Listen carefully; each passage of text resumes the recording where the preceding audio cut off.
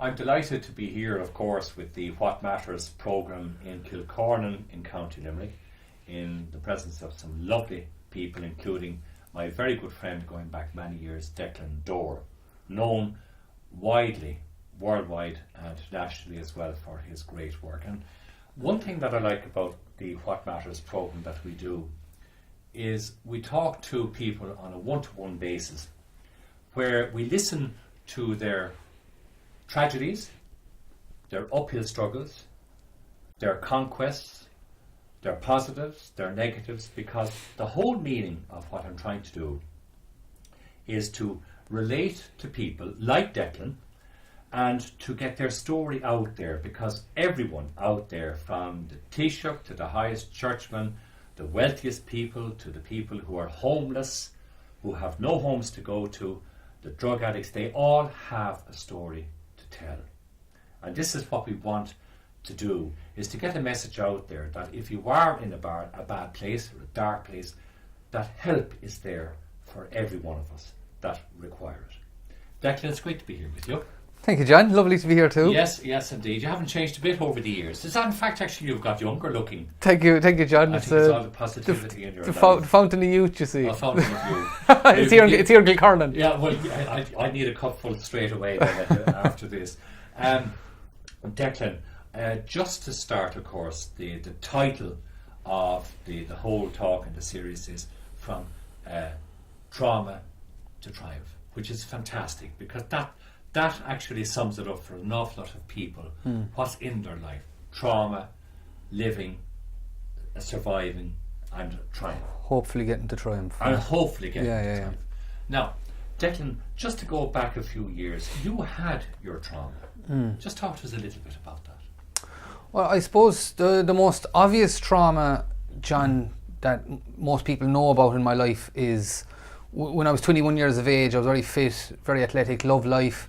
I wanted to follow in my mother's footsteps and win All-Ireland medals and play in Croke Park with Limerick. Yes. And she played with the Camogie team. And she won All-Ireland medals, Munster medals. And that was always my big dream and aspiration, was to follow in her footsteps. And that's where I was headed. And all of a sudden what happened to me was I was doing my final exams in LIT College in Limerick to become a qualified electrician. And in 2004, St. Patrick's Day fell on a Wednesday. So I was doing my final exams on a Monday, Tuesday, St. Patrick's Day fell on a Wednesday. And then Thursday, Friday, I was going to be a qualified electrician.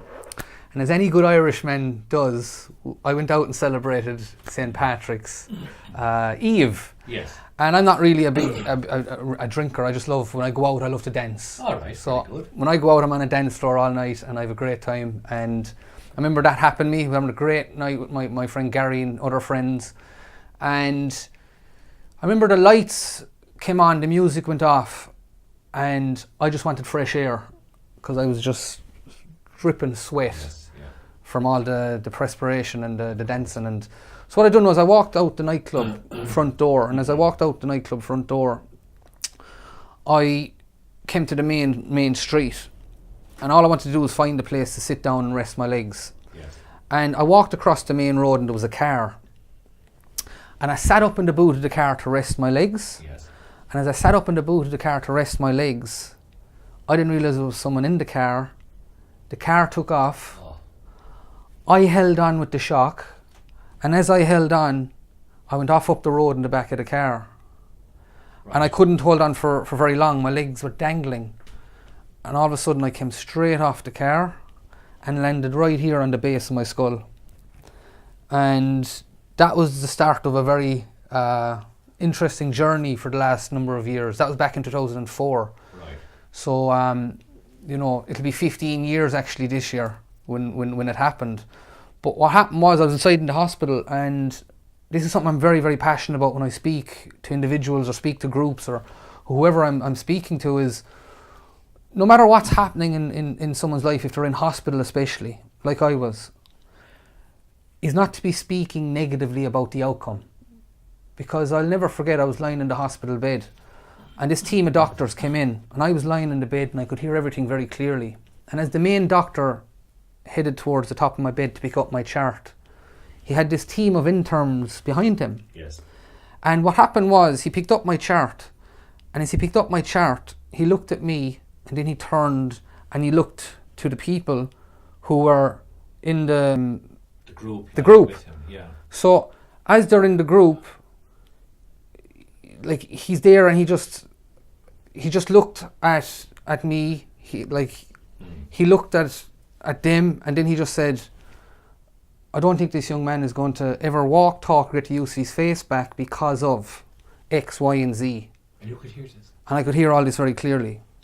So, as I heard this, I had a decision, John, to make. And that was, am I going to take on board what this man is saying? Or will I make my own decision and go, okay, I'm going to prove this man wrong? And thankfully I took the second one.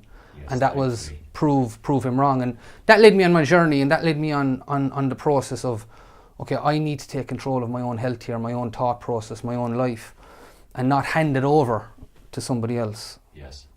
So that's a small synopsis of the story. The one point that you hit there, and it affects everybody, and it's so powerful, that word, thought process. Because if we're lying in a hospital bed, or we're in a courtroom, we're losing our homes, we're losing our jobs, we have separations, divorces, family, drug addiction, thought process can actually kill us. That's my view.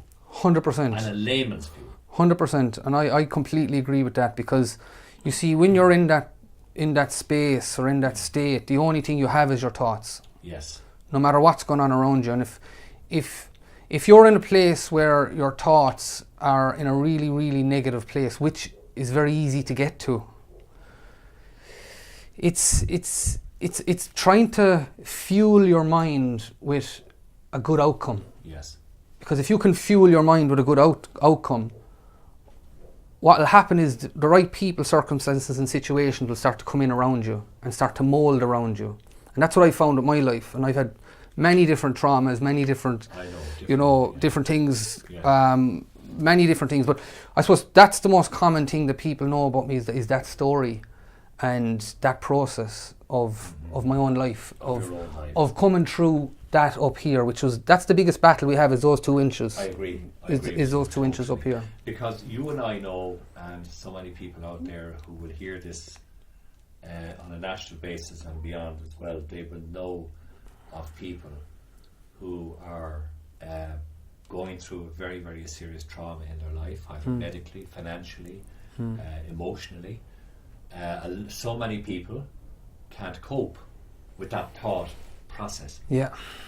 And that thought process is slowly but surely killing them to the point of no return, which we know because we have marvellous people on our River Shannon, the suicide crisis response team, whom I have the utmost respect for. Volunteers go out at night time, and they go out from the docklands in Limerick, and they go up and down past the estuary there, trying to find people who are distressed, and simply a human touch. And in their own way, they're helping to change the thought process of people at the cliff edge. And what I wanted to ask you was, how did the thought process then begin for you from that awful day on a hospital bed, one way or the other? How did you start to begin that process of positive thinking? I am going to take control of my life. I suppose a lot has to do, I wouldn't even say a lot, a massive amount is due to what my dad instilled in me at a young age. And unknowns to him, he instilled this. He never actually said this to me. But my dad was a builder, and he had his own business. And I watched my dad as I grew up, and I see people come to him with problems and issues. Right. And people used to go to Joe, and Joe, can you sort this out? Joe, could you help us with this? And to this day, I've never heard my dad say he can't be done. Right. So growing up, he gave me that program in my mind that nothing's impossible. And that's what was instilled into me from a young child growing up. So the type of mindset I have, you see, John, and this is something that I try and help and instill and encourage people to try and develop, is the mindset of nothing's impossible. And I have a phrase that I use, whatever it is for you, it is possible. And the it could be anything that's going on in your life at that present moment. Yes. It could be health, it could be relationships, it could be money, it could be whatever it is. It is possible to get through it. You just need the skill sets up here and how to deal with it. Not the skill sets even here, or the skill sets here, it's the skill sets up here. Right, yes. Because what happened to me was when I was lying in that hospital bed, when I heard that it was probably, this young man isn't probably going to walk, talk, get his face back, the trigger in my mind, you see, was, I will get through this. There was never a doubt in my mind. Yes. So I approach that in everything I do now in life, is that no matter what comes at me, I flip it around to look at the solution rather than focus on the problem.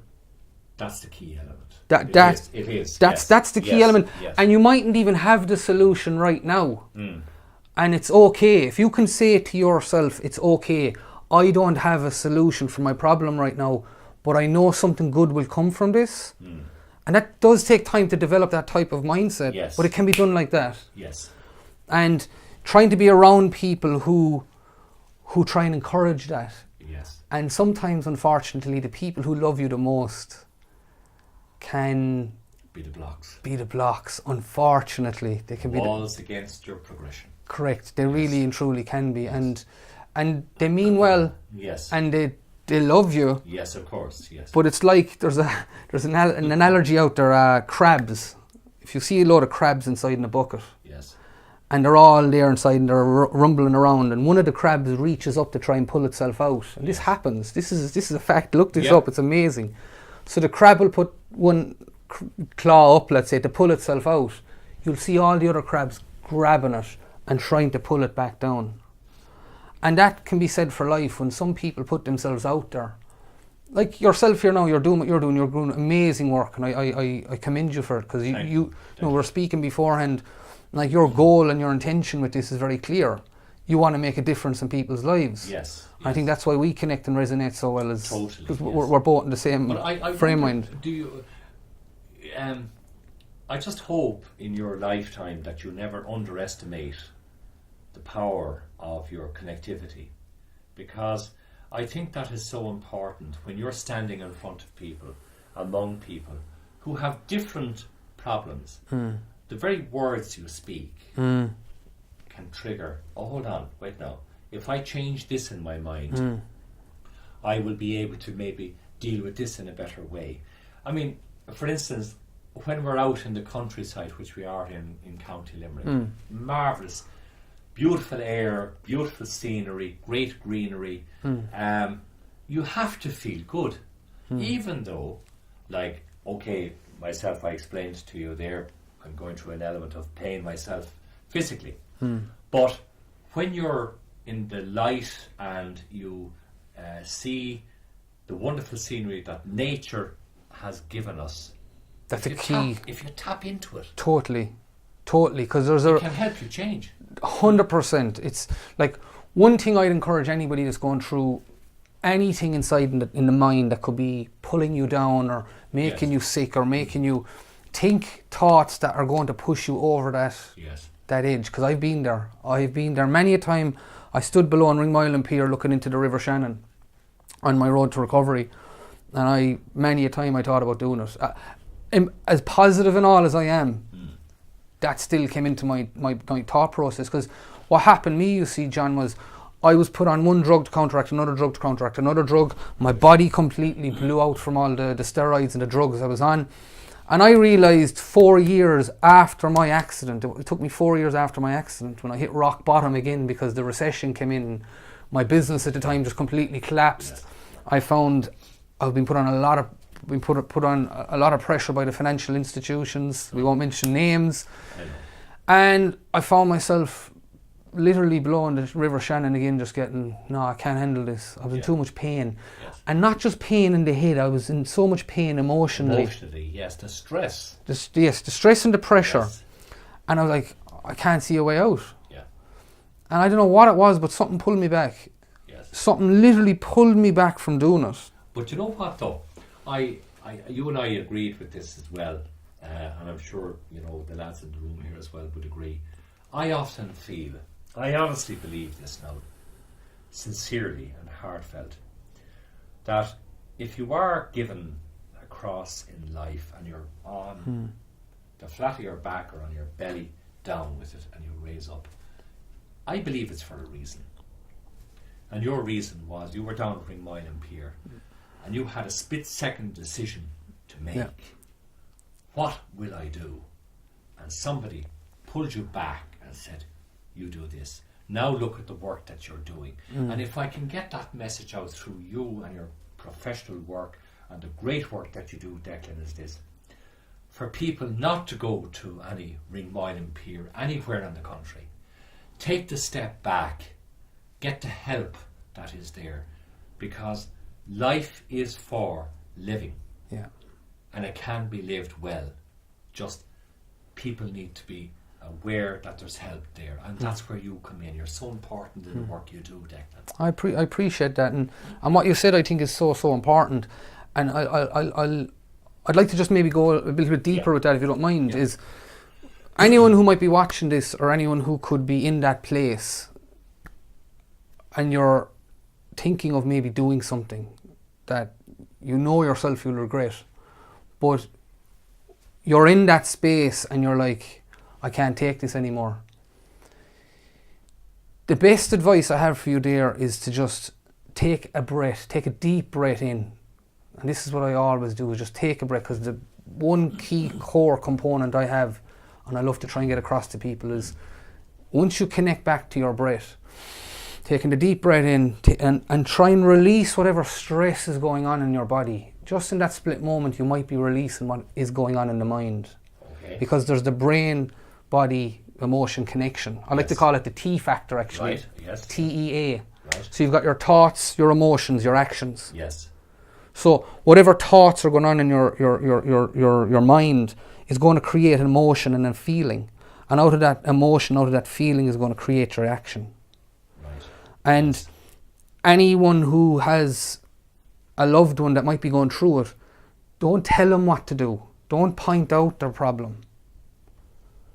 Just put your hand on their knee and just genuinely say it from your heart. I'm here for you if you need to speak. Yes, yeah. That's it. Yes. You don't need to get into a whole, I need to take you here, I need to do this, I need to do that. Just tell the person you love them. Okay. And you're there for them. Yes. But say it from here. Don't say it from there. Say it with emotion and feeling to the other Yes. person so they can feel that. Yes. Because for me, I know my mom, my sister, my family who are around me, Yes. I know they love me very deeply. But without going too spiritual on this, No. when I was in the hospital, John, my Nana Dore, who'd passed away many years beforehand, my Nana Dore spoke to me. Oh, I wouldn't doubt that at all. She spoke to me, and to this day she still speaks to me. Right. Yes. And the only time I'm able to hear her is when I disconnect from all the, we could say, madness that's going on Yes. around you, Yes. Yes. and start a dialogue. Yes. You know, and you know, she was one lady that showed me incredible love. My granny, who we were speaking about earlier on, she's 93. She's the real angel in my life. You know, she grew up in her lap in Ballysteen, back in the farm, and she nurtured me growing up as a child. So, Yes. really, what we're all craving for here as human beings is love. That's it. Yeah. Love. I agree. And affection, and Yes, for someone just to put their hands in your knee and That's go, it. That's I'm it. here for you. Yes, exactly. Just to lift you up. Can I help you?